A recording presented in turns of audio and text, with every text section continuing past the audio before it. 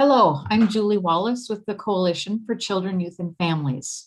We welcome you today to the recruitment series, which we are hosting in conjunction with the Department of Children and Families for the state of Wisconsin. We're excited to have you here, and we are hoping that by the end of this series, you will walk away with a recruitment plan, a recruitment team, and a great understanding of some strategies that you can put in place to be successful in recruiting foster homes. Chances are that you're here today because you don't have enough foster parents to open their hearts and homes to the children in your community. This series is designed to make it possible for you and your recruitment team to have the knowledge, the tools, and the materials to recruit the number and types of foster homes that you need, so that you can leave the office at the end of every day knowing that there are sufficient resources for the kids in your community to stay safe. In this series, we'll guide you through the creation of a recruitment plan that will identify the gaps in your foster parent resources and develop recruitment strategies to fill those gaps. Children and youth need safe and compassionate foster homes at all hours of the day and night, and you and your colleagues are the crucial bridge to having as many foster parent resources as possible so that kids in your community can stay safe. We know foster home recruitment is a huge undertaking. We know that your time is already stretched thin. We're hoping that this series will break this information down into manageable chunks so that you and your recruitment team will be engaging in successful and effective recruitment and support activities that are suitable for your agency, for the particular children in your community that are coming into care, and that will provide you with the quality foster homes that you need. In week one, we will be talking about targeted versus general recruitment, the need for data, and how you will be utilizing that data in your recruitment efforts. We delivered a recording of these concepts bi-weekly, and then in between, you'll be given homework assignments, which when you prepare, you'll be able to interact with your colleagues during a live Zoom meeting on the alternate weeks so that we can answer questions, you can interact and brainstorm with colleagues and just reinforce the concepts that we're presenting in the recordings. At the end of the recording series, we'll be offering 2 half-day intensive seminars. One will be for foster care coordinators and their recruitment teams. The other will be for your identified foster parent champions. And Mike, I will turn it over to you. Thank you, Julie. So our first topic, as Julie described, is we're going to talk about the different types of foster parent recruitment. So the one type is general foster parent recruitment. You're raising awareness, you're planting the seeds, you're getting the word out to individuals in your community that there is a need for foster parents and that children need a safe place to go. Targeted recruitment is a more focused approach and a more specific strategy in terms of recruitment. And we'll talk a little bit more about that as we go forward. And then there's also child-specific recruitment. Child-specific recruitment is when you're looking for a specific home for a specific child. For the purposes of this training, Julie and I and Sharon, we're going to be focusing on general and targeted recruitment strategies. So with general recruitment awareness, as you can see, it's casting a wide net, planting the seeds, letting individuals, families know in your community that there is a need for foster parents and that children, as I had mentioned, need a safe place to go. General recruitment is effective at raising awareness, getting the message out, letting folks know that there is that need and how they can contact you or contact the coalition to get more information about becoming a foster parent. What we've learned at the coalition is we have reached out to national experts in foster parent recruitment, as well as support and development, retention of foster parents. And what we've been informed is that prospective foster parents need to hear the message about the need for fostering multiple times in multiple different ways. So that is why it is important that general recruitment is part of your plan because that's one way to get the message out to a lot of different individuals.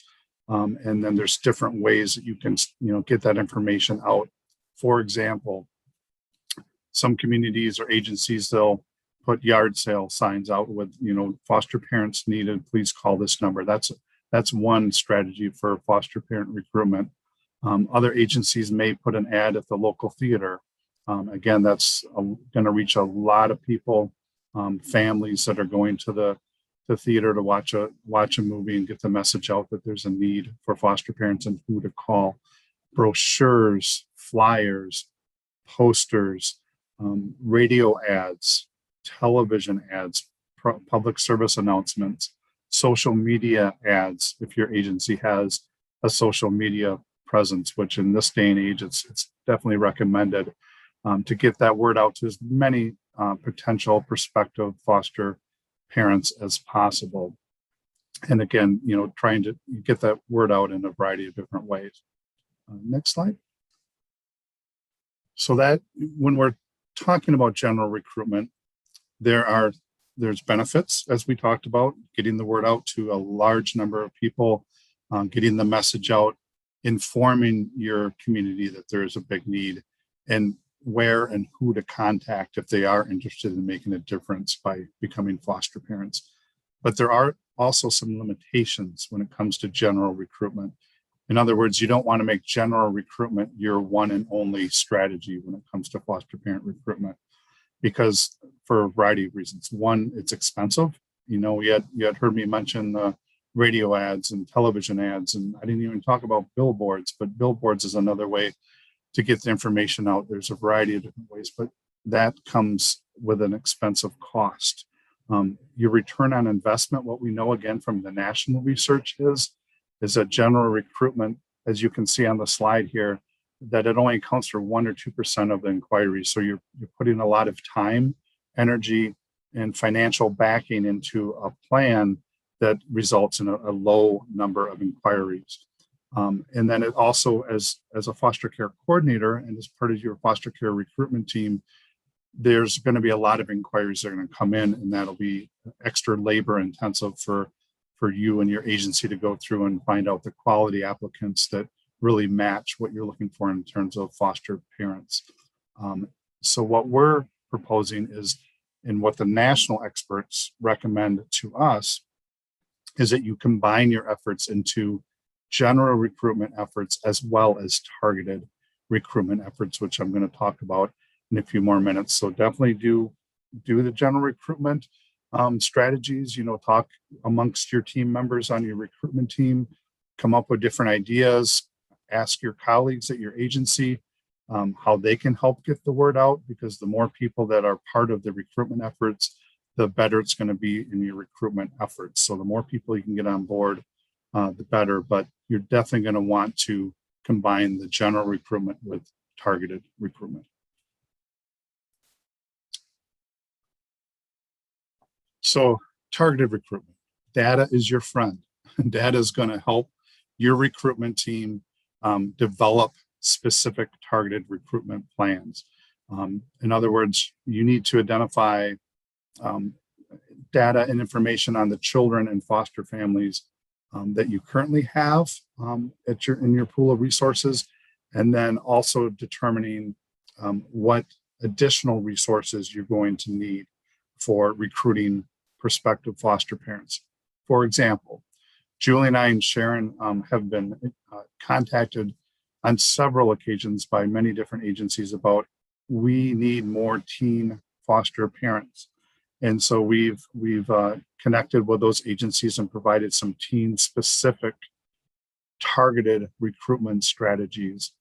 So if your agency is also one of those agencies that are saying, yes, Julie and Mike, we need more teen foster parents, then you're going to want to focus your recruitment efforts on, maybe reaching out to your local sports coaches and volunteers, or any other agency or individuals that really focus on working with teens, empowering teens, and crafting a specific message to reaching out to those individuals about letting them know that there is a need for foster parents that can foster teens, and these are the type of supports that you will be offering and providing to them.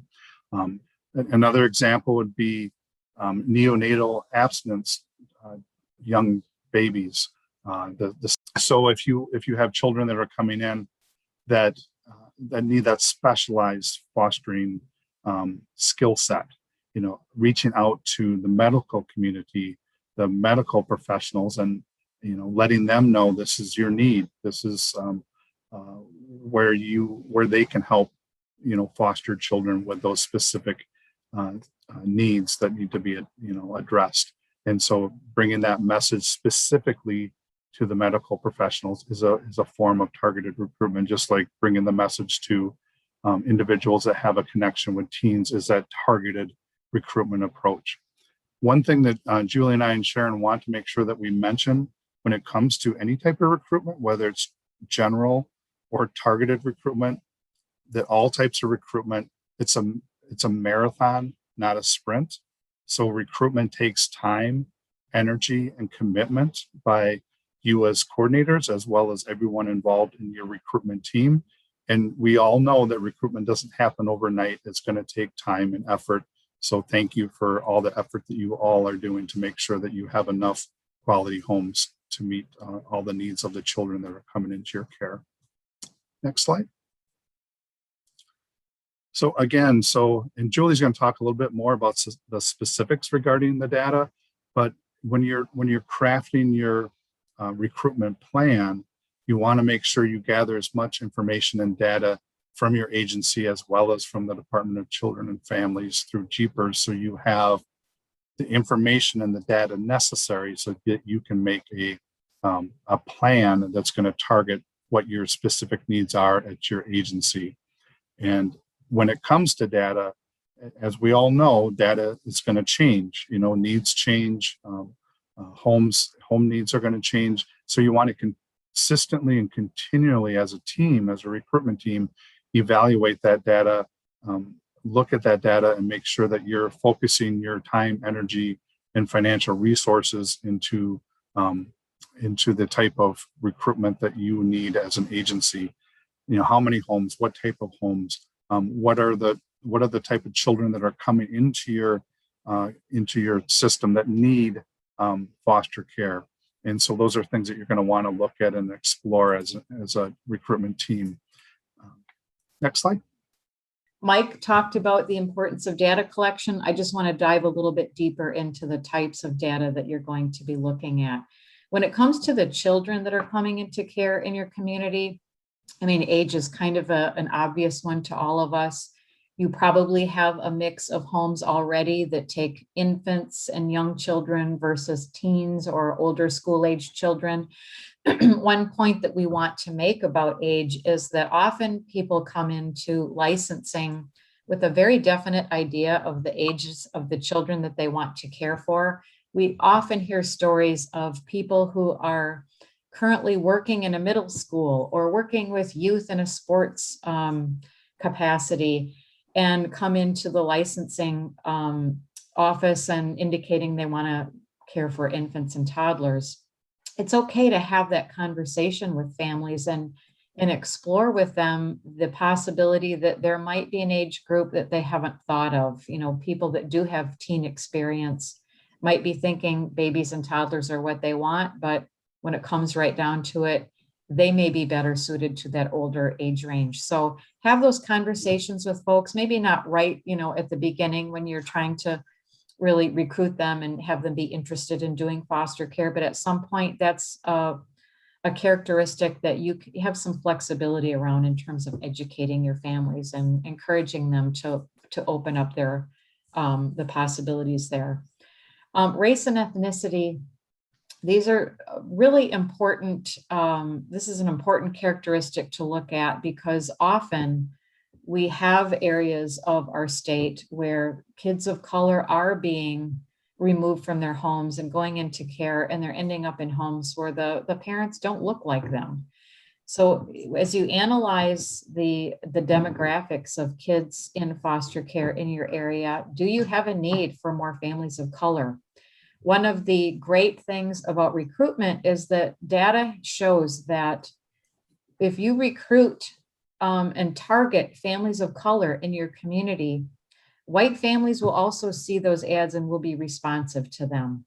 So it's really very effective to focus on recruiting for families of color if that's suitable for your area.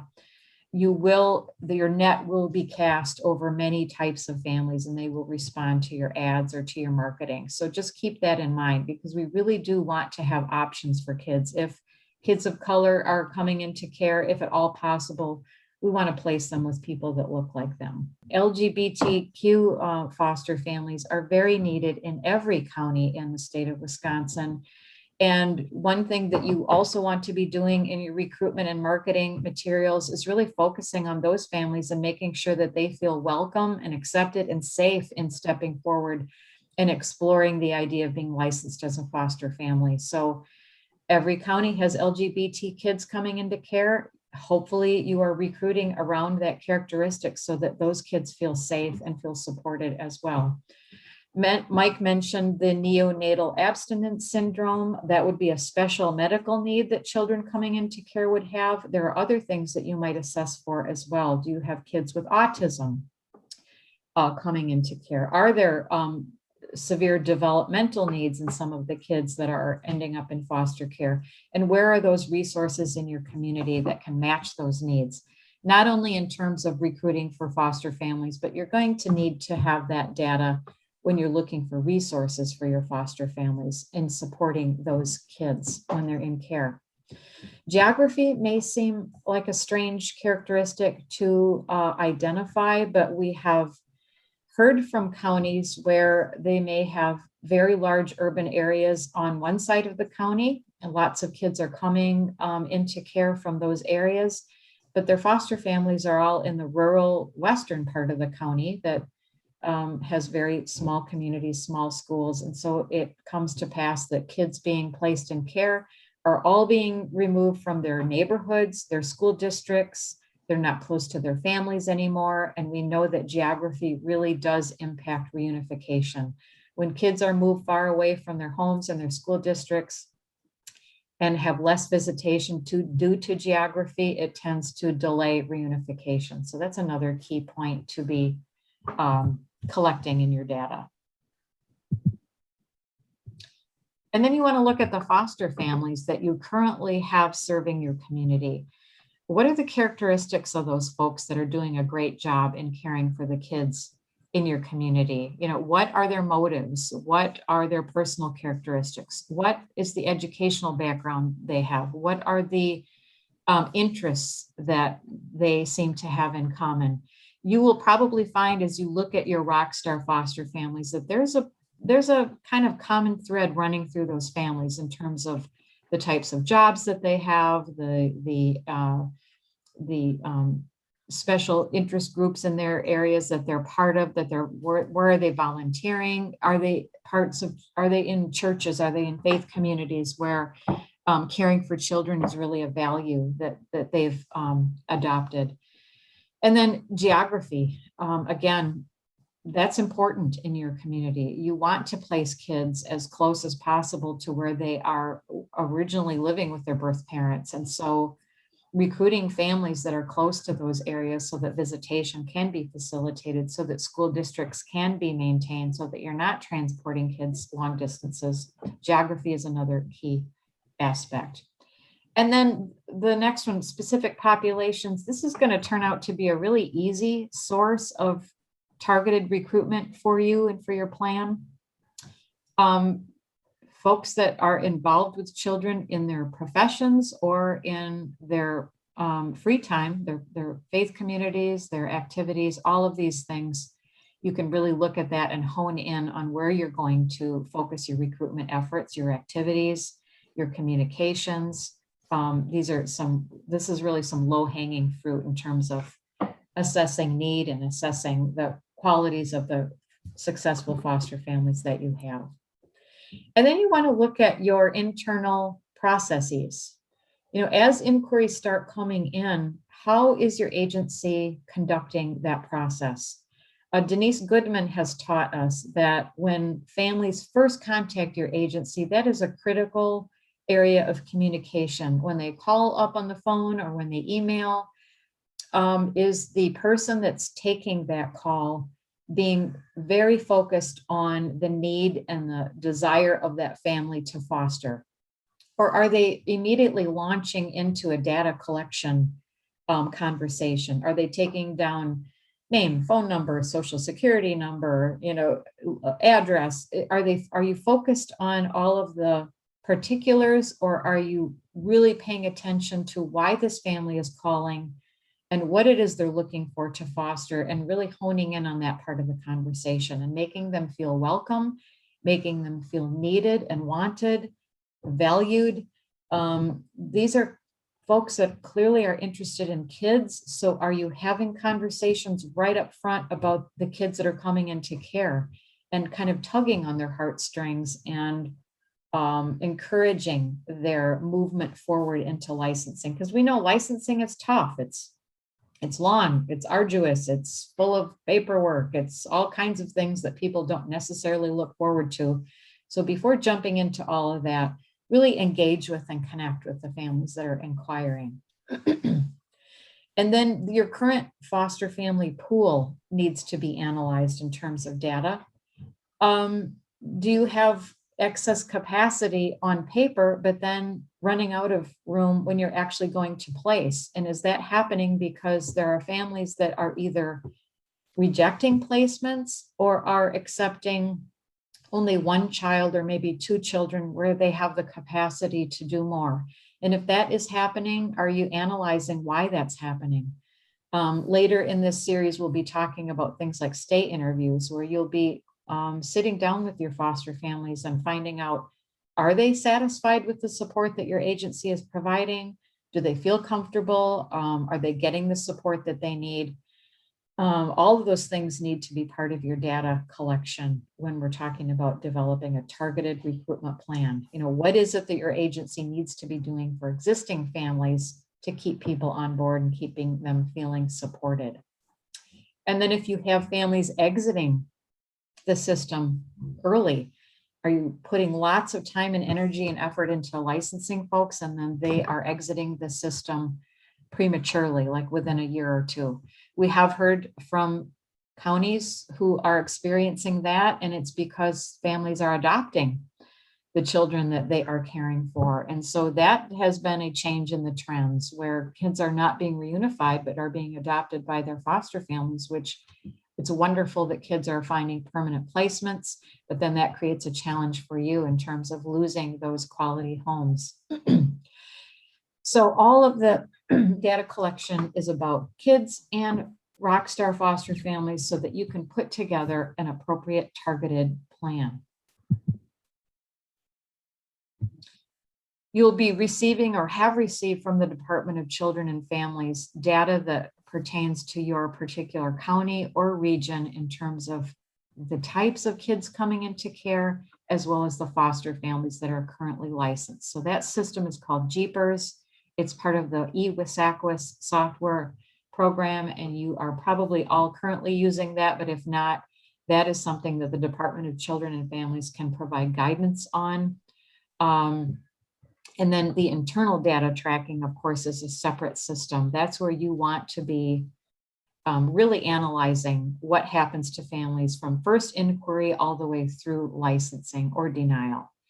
How does that process look? How successful is it? Are families dropping out in the middle of that? And what can you do to help carry them from inquiry all the way to successful licensing? And then when all of this data is gathered, what do we do with it? You'll have a lot of numbers. You'll have a lot of information that's very particular and specific and detailed. How do you make sense of it? You really want to be putting your data into a visual format that anyone can make sense of. So you might want to analyze how many kids you had coming into care 5 years ago versus now, and put that on a bar chart. You may want to have a pie chart indicating, what kinds of kids are coming into care, how many kids of color are being placed, how many teens are being placed, what is the makeup of the pool of children coming into care, and how is that changing over time? So that when you communicate with not only your agency staff, but the community, when you're out recruiting, you can make a very clear picture of what's happening, how have things changed, why you have a need for new families, and what it is that those families will be providing to kids in your community. So making sense of your data is a really critical piece in all of that data collection. And so we are assigning quote unquote homework for you all to go ahead and analyze your data. Just briefly before getting into that, I want to mention that we are providing a guide on identifying foster parent champions. These are foster parents that you currently have licensed with your agency, or perhaps they're retired foster parents, or perhaps even just respite providers. But these are folks that have a passion for doing foster care and who have a way of telling stories and relaying the lifestyle that will make it attractive to people that you're recruiting. So we have a guide that we've provided you. Please let us know if you have questions around that, but we want you to go ahead and get started in identifying foster parent champions. We have that housed on the FCARC website. In addition, on a monthly basis, our team here at the Coalition and the Foster Care and Adoption Resource Center, we create monthly foster care footnotes. They're articles written by our team specific to foster parent recruitment as well as support and development topics. And then we also wanted to make sure you are aware that we have a link to the National Resource Center for Diligent Recruitment, the NRCDR, which is known as the gold standard for resources when it comes to foster parent recruitment. It's currently housed on the Adopt US Kids website. So there's a wealth of resources on that link as well for all of you to reference.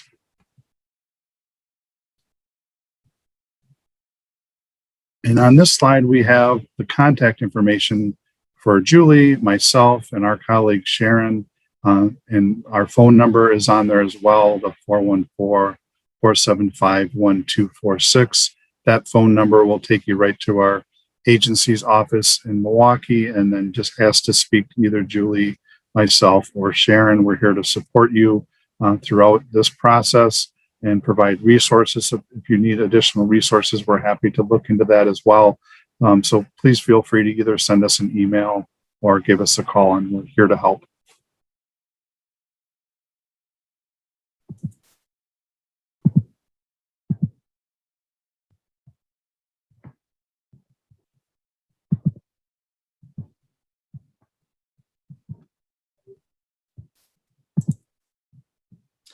So this is the final slide. We just wanted to wrap things up by mentioning that we hope that by the end of this series, you will be walking away with a recruitment plan that is effective in recruiting the families that you need, that you will have a team to assist you, because as Mike mentioned earlier, this is not a one-person job. This is work. And the better you can recruit a team, the easier the whole thing is going to be for you to be successful at.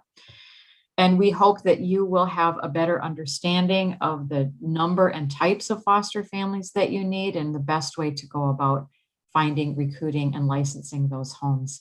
The right side of the slide just has a brief summary of the structure of the series. We'll be sending you a recorded topic every other week, and then on the in-between weeks, you'll be assigned homework, which we hope you will check in with us via Zoom and brainstorm around. That is optional, but we think it would be helpful to you in moving forward with your recruitment plan. So we look forward to seeing you at the first live Zoom meeting. You'll be getting information about that via email. And so we hope you have a great week. Please reach out to us again, as Mike said, if you have questions. And thank you for joining us today and taking the time. So we will see you soon.